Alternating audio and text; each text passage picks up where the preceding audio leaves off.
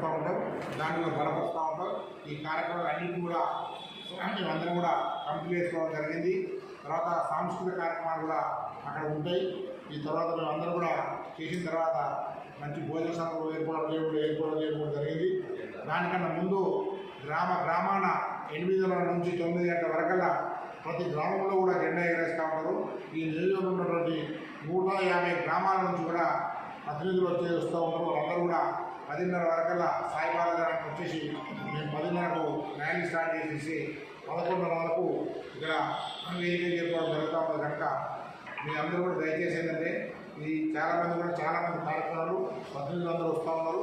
మీ అందరూ కూడా నేను విన్నవించేది ఏంటంటే మీరు కూడా పత్రికా విలేకరులు అందరూ కూడా మీరు కూడా దయచేసి సకాలం రావాలని చెప్పేసి మాకు సహకరించాలని చెప్పేసి, అదేవిధంగా మేము గతంలో 10 ఏళ్ళ నుంచి ప్రభుత్వం వచ్చిన తర్వాత ఈ 9 సంవత్సరాలు చేసినటువంటి